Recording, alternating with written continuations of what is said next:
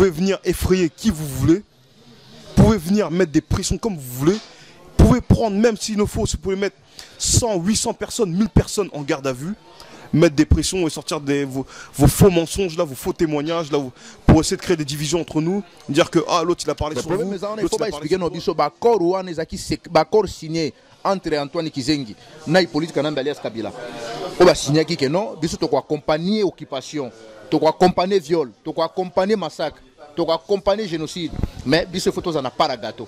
Si Hippolyte Kanambe alingi abolir le contrat par force. Il y a un homme qui garçon de course comme je considère. Parce que les Congolais ça la Cambodge la raté. Donc ndenge richement au Tcholoba, il faut vraiment ba sitting ça la ya mingi pour notre pression ba libérer ba les qui na biso wana. Vraiment na ba pays oyo bande ko nyonso bazali na Afrique du Sud, na États-Unis, na Canada, na Europe mobimba. Donc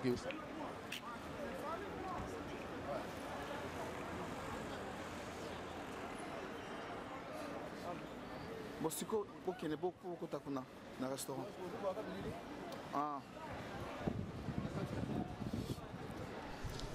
Mesdames et messieurs, peuple congolais, fidèles internautes, bonsoir et bonjour. Alors toujours votre serviteur, votre humble serviteur, interpellé par le peuple d'abord, respect au peuple congolais. Aujourd'hui, ils sont là, ces fils-là, animés par la puissance du ressuscité du troisième jour, la puissance du prophète Simon Kimbangu. Alors baye lelo awa na moto oyo bazali koloba ke bango longwe na page ya ki combattant ba komi siko na page ya résistance bango balobi toko vanda jamais mesa moko na ba collabo toko solola nini ndenge bango bazoloba. Alors sans plus tarder, je veux dire bonjour à Rismo Congo. Bonjour Rismo. Bonjour représentant légal. Bonjour mon colonel. Oui, bonjour représentant. Bonjour mon Gali. Bonjour, on a bien un number one, RP Bijou. Merci beaucoup. Alors, Banapoto, peuple congolais de partout, aujourd'hui ils m'ont invité pour passer un message. Le message est lequel? Moi et vous, nous allons découvrir ensemble. Je les vois aujourd'hui tous ensemble. Je les avais posé la question, comment ça se fait que vous êtes retrouvés ensemble? Ils ont dit, pour le Congo, ils seront toujours un jusqu'à la libération du Congo. Alors, Rismo Congo.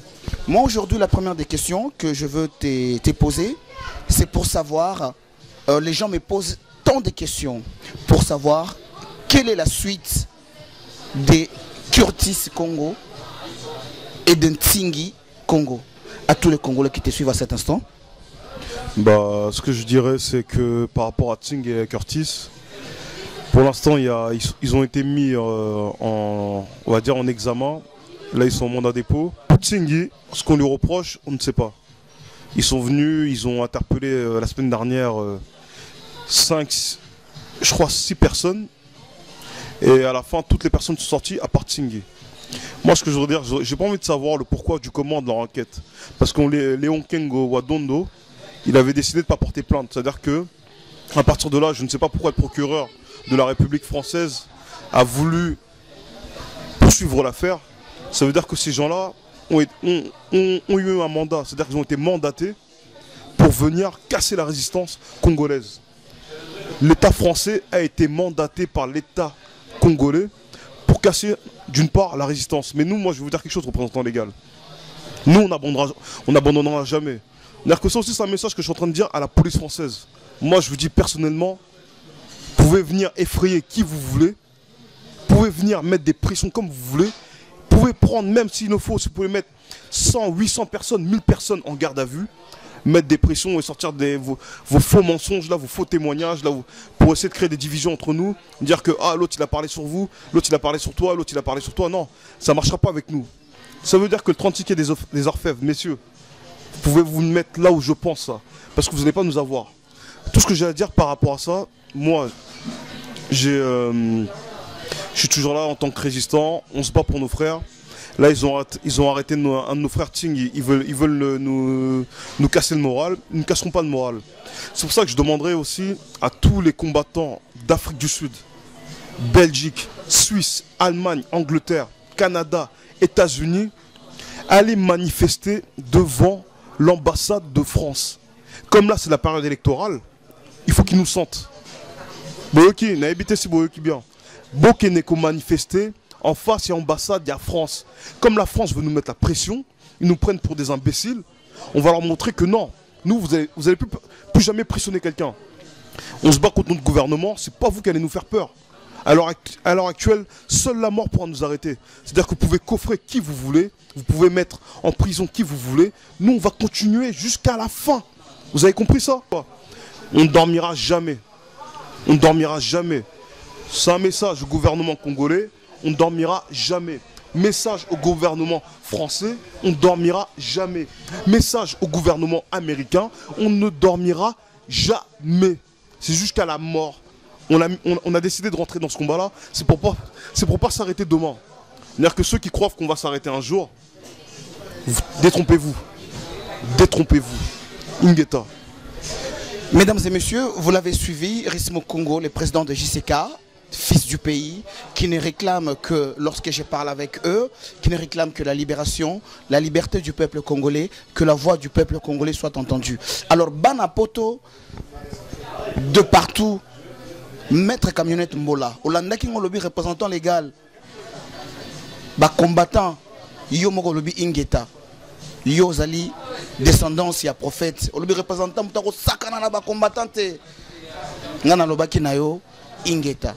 Bangoyo nalingi na leka na mupanzi na mutu oyo baza koloba azali na don ya nzambe nzamba pesa ki e charge wana yeso kazali koloba baloba to solala ki na pongi oyo ki message na ye okolamuka po comprendre message ya Congo. Mon colonel Odon bato balobi omona nite mikolo pourquoi mais son amona nite mikolo yo Bitumba. Est-ce que stratégie nous suit photo les gars devant la caméra tout le banc? Attends, on doit en effort Moussa Sala. On doit en œuvre Moussa Sala. Parce que on a besoin de l'eau qui est libéré. Libération Congo, tous ont mené en Nabanzela ba marche, Nabanzela ba sitting, Nenge richement Choloba, Nabanzela ba sitting, na conscientisation, na mobilisation et en plus na coulisses. Donc combat il faut changer forme parce que au moins il pour sa voiture soit commis na autoroute à la vitesse à Tambolaka, soit commis na route nationale à la vitesse à Tambolaka, na route départementale à la vitesse à Tambolaka. Donc soit en pleine ville à la vitesse à rouler lango. Donc les habitumba toujours bunda donc ils ont stratégie belé toujours monter pour na kolongola imposteur mon ya Christophe Kanambe Adrien, Hippolyte Kanambe. Donc il faut vraiment grouper on a bakulu na wana. Il faut tomber kakocha mon pena contre 1000 Congolais yé mokwa bandé ni à gérer ba collabo ce qui libération Congo salami. Mon colonel Odon tokolobela likambo oyo peuple congolais de partout a komi kotuna ngai likambo ya baleki nayo ba vaillant combattant o salakana bango Curtis Congo na Ntingi Congo au bazali interpellé. Alors message ni nokoki kopesa na congolais de partout, c'est vrai que baeba ki pourquoi et comment boza ko sala, comment bozali ko mettre ba machine en marche pour nous soutenir, ko venir en aide ya Curtis Congo na Ntingi Congo. Bozo sala ndenge nini? En fait, omoni Congo ezali inde tobenga na lingala ezali nzokwa munene. Omoni bilanga wana ezaki bilanga ya mindele selo bango ndenge basale ba calendrier na bango babe ke peuple congolais za peuple mon naïf congolais za wana soka meli abini alali na epongia ki pamanga bamboka te. Donc la ndenge to changer sikoyo position na biso vision na biso na kati ya résistance et mindele ba pensa ki jamais que congolais ko comme na dimension oyo. Bon eloko ndenge bakangi baleki baza na kati ya boloko place bazali. Il y a un monde qui est richement autour de non, il faut vraiment augmenter la sitting devant l'ambassade de la France. Dans le pays, il y a un monde côté français qui installé l'ambassade na Bango. Le problème est que Congo, il y a Bitumba Otozo Bunda. Batouana, Babanda qui est coincé depuis. Parce que quand ça qui est ça, même pas 4 mois, dans le mouvement de pression. Il y a un 4 mois, tu as commis sur un an. Babandis ko considérant parce que baïbeka que Congo la sala likambo mais la raté. Donc ndenge richement autoloba, il faut vraiment ba sitting salama ya mingi pour notre pression ba libérer ba leki na biso wana. Vraiment na ba pays oyo bande ko nyonso bazali na Afrique du Sud, na États-Unis, na Canada, na Europe mobimba. Donc yo sala quand même moins bien pour la libération ya ba leki na biso wana, c'est ça. Alors mon colonel Odon tokolobela quand même moi likambo oyo ba bengi likambo ya combat. Oyo bozali ko bunda pona Congo. Lelo les Congolais doivent comprendre tout selon moi les politique et les Kanamboka. Congolais allaient se retrouver d'après yo Nenge makambo zali ko kende na mboka. Bato baloba ki dernièrement que voilà Belgique, communauté internationale ba abandonné Kabila. Non. Mais un instant, il faut bien aller Kanambe parce que au moins tout ça la bitumba. Aux ana kati ya combat. Donc nous avons joué rôle ya neutralité, ngana on va na noter to solana yo. Donc tant aux ana biso, il faut que benga combo oyo to benga na résistance. Parce que tant yo benga Kabila ngana zo benga Kanambe, au moins que to yo kanate. On dirait yo zo pese combo na ya lokuta oyo bakorabo ba benga kaye. Siko combo biso ba combattant to benga ko ya sepela nango yo za ko nyango. Donc c'est mieux benga Kanambe et que ça la biso nyos tout bien na kati résistance parce que c'est un vrai combo na. Donc résistant a le même langage. Et ça que le bengi Kabila, mon comme ce que benga est ce qui n'en était. Donc il faut bien un combo pena bien parce que n'enga dans ce qu'on vendre autant l'émission qui to bengi Kanambe a sentir que ça y est. Kabila ça combat lokuta. Banapoto wana colonel Odon l'homme de l'autoroute. Kanda zala kanango pona makamama bela bakoko. Il y a pas photo. Mon colonel. Bato bazonga ba comprendre mboka yango ba ezokende ti wapi. Didier Rendes alobaki akoya pa kotala makambo ya Congo ameka kocha makambo na mesa mais apparemment a commis impartialité moko na ndenga ko sakanate. C'est vrai que tout le monde qui est le président du peuple élu par le peuple a silika qui même au point ya ko boya ko yambaye yo situation ndenga ezokende la mboka vraiment ozomona nango ndenga no décortiquer la ndenga ni moi muke peuple congolais balanda yo bayoka. Bon, ngai tout d'abord en tout cas ba coup de chapeau et pas le président de la République le vieux Etienne Tshisekedi en tout cas vraiment na remercier mingi na réaction na parce que tant nga na Paris awa yo yebi tozaka na kata salle na loba ne langage mo que non yo muto rejoindre biso to rejoindre voter donc le vieux a déjà na position na biso parce que muto wana utaki na Belgique aventurier wana escroc wana voleur wana ya ministre affaires étrangères belge akende pour na remplir ba poche na ye akende pour no selo monter et en plus na Congo lokola ba prostituée politique basé belé ba kende okuta na ye vieux lokola boy c'est que vieux azo respecter no bitumbo biso to sala biso to zo respecter na o vieux au sala Je respecte peuple. effectivement donc yangonde koto na penza ba coup de chapeau na remercier pena vrai na action pena attitude na yo oyo sala vers biso pe o biso to sala vers ye c'est ça donc tout ça la lutte ensemble pour nous libérer Congo c'est ça. Mais je vais te poser tout à l'heure une question vraiment très pertinente quelque part parce que l'air mon photo ko takapé tout ça la système ya masolo ya opération alors bana poto na solo la kina banvuluzi ndenge bazobenga bango balobi représentant il faut qu'on insiste ko lobana likambo ngai risme Congo les charismatiques jamais na ko vanda mesa moko na collabo toko solo la nini au camionnette mbola lobby représentant légal ingeta pour baye ba négliger ka ba combattant ba zongi lelo nanzela alors risme Congo c'était vraiment le plateau cette émission c'était plus pour le frère, les Congolais qui sont derrière, qui sont dans le placard, Nengebino Bolobaka. Alors, un dernier message pour aujourd'hui à tous les Congolais qui vont te suivre là. Pour dire en plus, c'est premièrement, je donnerai premièrement un conseil à tous les Congolais représentants légaux. Le conseil que je vous donnerai, c'est quoi aux Congolais? C'est n'ayez pas peur qu'un jour la police vienne frapper un jour à votre porte à 5h ou 6h du matin. Parce que Boba m'a noté de toute façon dans tous les cas. C'est-à-dire que Boba noté. Mais je vous donnerai aussi un deuxième conseil. C'est quoi? Si vous vous retrouvez dans les jours de la police en garde à vue et la police commence à vous donner des faux dossiers, ils font des faux témoignages et vous disent que telle personne a dit quelque chose sur vous ou quoi que ce soit, sachez que c'est faux. Sachez que c'est vraiment faux. Mais j'aurais aussi besoin de dire une autre chose. Faudra que tu mettes mon numéro de téléphone sur internet, représentant légal. Parce qu'on est en train de faire une cotisation pour Tsingi. Comme celui qui vient de tomber à l'heure actuelle. Bon, on a des frais d'avocat qui sont assez chers à payer. On a 2 ou 3 charges aussi qu'on est en train de prendre en charge par rapport à notre frère qui vient de tomber. Et aussi, on n'oublie pas notre frère Curtis, ça va faire 3 mois. Et là, au début avril, ça fera 3 mois que Curtis est enfermé dans les geôles de la prison de Fresnes. Représentant légal, tu vas mettre mon numéro de téléphone sur internet. Que les gens qui veulent vraiment, ceux qui sont de bonne volonté, veulent donner quelque chose pour Tsingi, c'est des gens qui ont fait des grandes choses dans ce combat. On en est à là grâce à des gens comme ça. Grâce à Curtis, à Tsingi, c'est des gens, franchement, c'est des honorables. C'est eux les vrais honorables. C'est des gens qui se battent pour leur pays avec le cœur. Ils ne le font pas pour l'argent, ils ne le font pas pour l'intérêt, ils ne le font pas pour une guerre de leadership. Oh, moi je suis chef de ci, non. ils le font pour amour, par l'amour de leur pays. Si vous-même vous avez l'amour de votre pays, normalement, faut bosunga batuboe.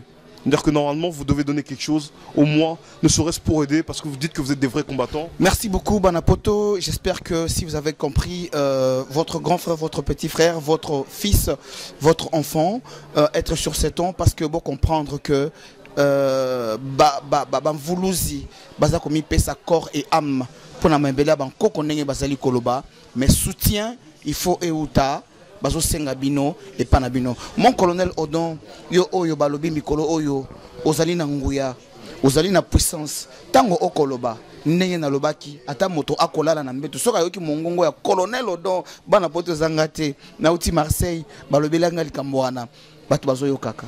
Nino koki koloba vraiment na peuple congolais, baya kosunga, pona baleki na yo.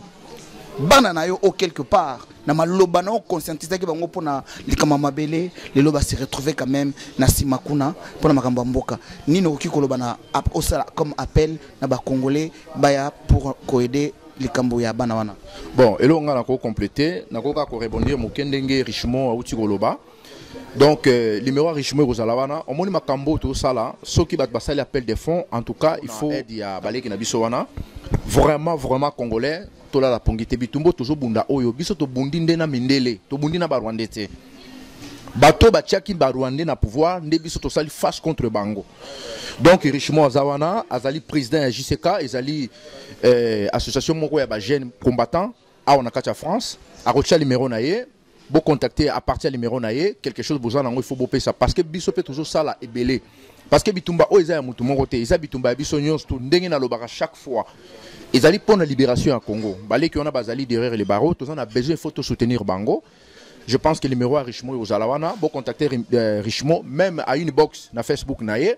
Somme tous on a besoin de contacter ou comme les messages à Kolanda yo pe à Rosana besoin il y a cotisation na bino pe à contribution na bino pona balé qui na biso on a place basali pona bazala libanda qui ba vendre des choses ba place wana. Donc ba koti kuna pona ba intérêt ya bango moko personnel ezali pona intérêt général eza pona mabele wana. Donc c'est ça. En tout cas, merci beaucoup, Banapoto, au peuple congolais. C'est-à-dire, le peuple congolais ont interpellé le peuple congolais par rapport, surtout, et plus, j'insiste, parce que Baloba qui représentant Yope Lokola, on voit surtout vision à prophète Voulouzi.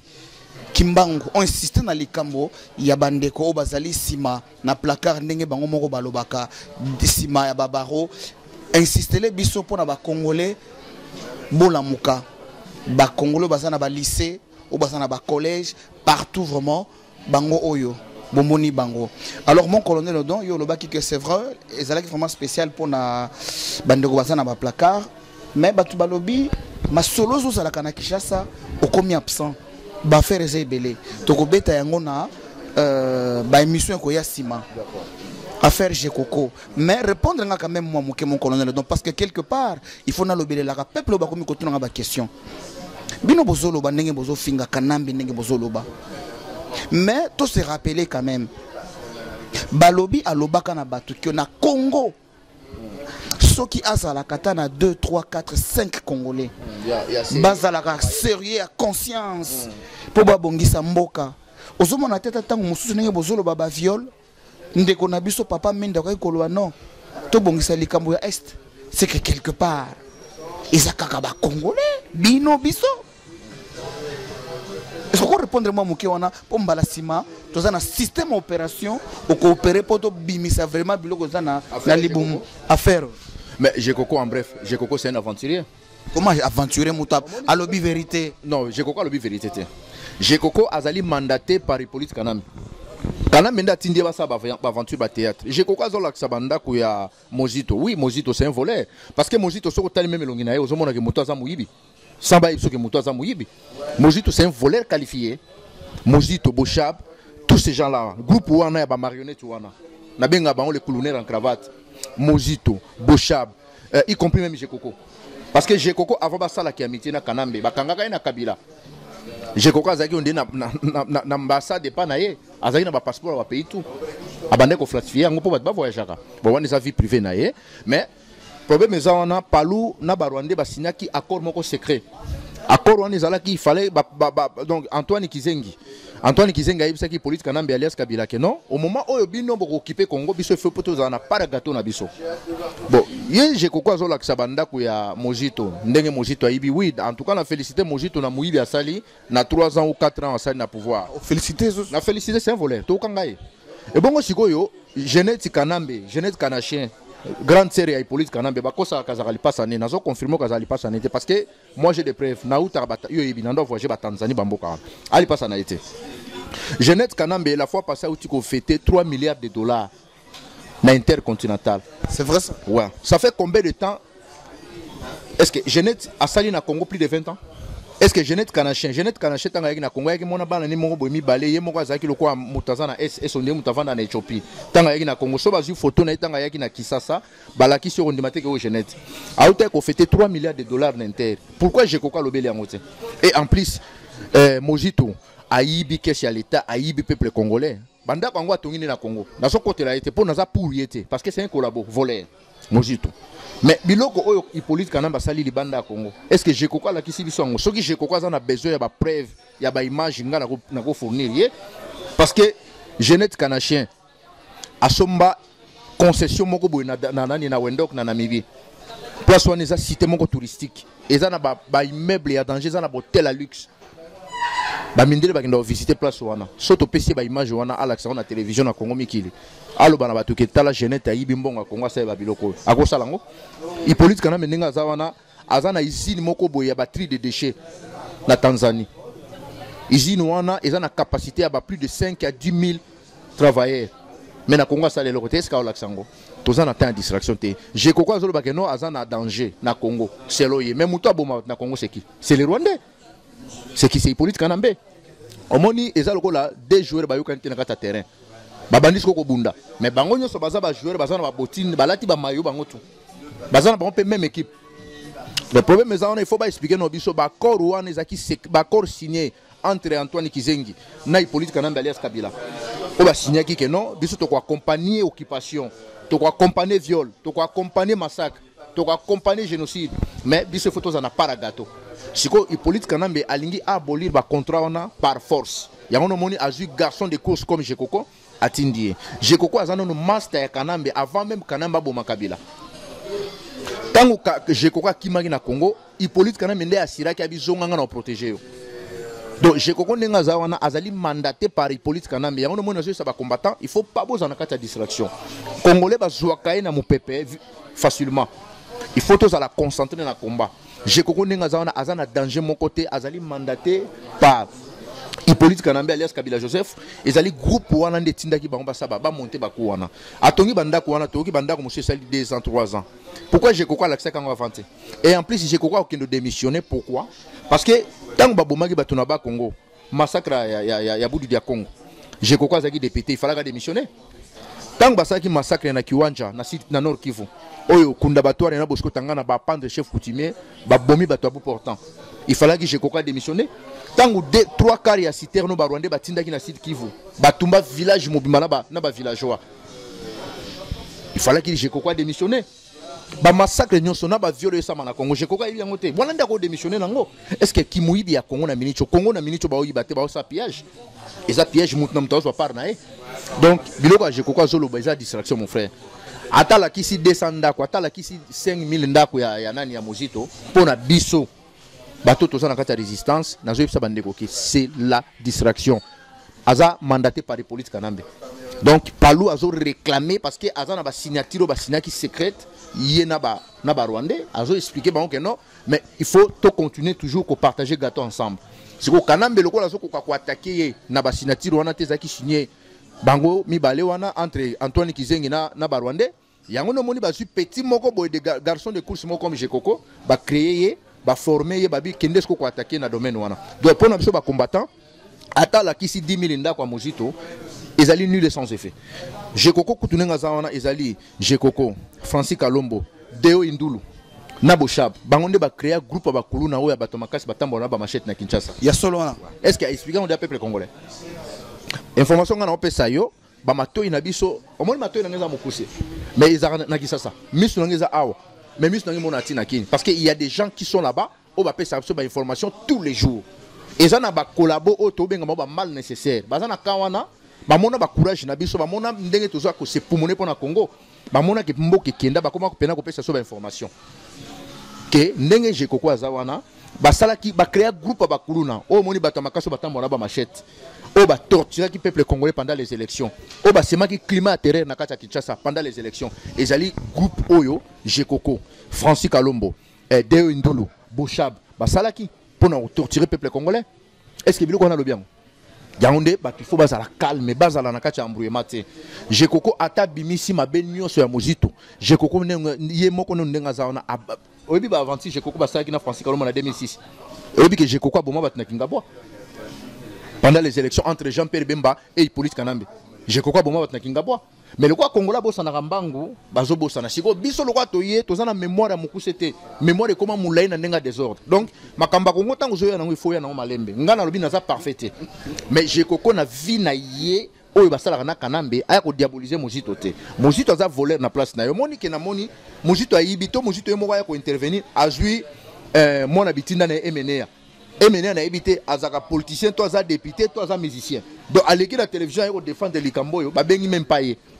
Donc c'est que la République bananière, il faut tout balayer tous les escrocs, on a aventurier, ba grand colonel, tout créer si Congo est sika parce que Congo est sika, on a pas politicien logo là-bas. Oh nanyo aventurier ayaki nanyo nani Roger Lumbala. Ba aventurier logo ba Roger Lumbala na Congo na biso ya lobi wa cause la te. Et là na batu mususu to libérer Congo à cause de embargo ko salaka jamais politique na Congo. Batu logo la banzanga Mobutu. Mais ils ont makamba sérieux, na c'est vérité ça sérieux. Parce que makambo ngala solango na seka ate. Eza makila ba congolais otanga yone makambo nga soki na lembo mona mulili to nazoka enveloppe mon frère na okufa na lo bango yeso ayo kanga batuluko la ba nzanga Mobutu batuluko la banani oyo nani aventure no tutanga komone oyo nani type oyo Roger Lumbala baza bato yo soki to libérer Congo ako salaka politique te to ko pesa même bilanga ya nani ya pilipili asalaka mo bilanga ya pilipili na kwemo na Congo avandi kuna akataneka bilanga pilipili pour aller ba congolais batuluko banzanga Mobutu il faut pena ko pesa ye ba hectare mo ya ebele asala tata musu masango alo na ne masango pona aller ba congolais ba bomi na nzala mbule ebele donc moni Congo wana tozo nga to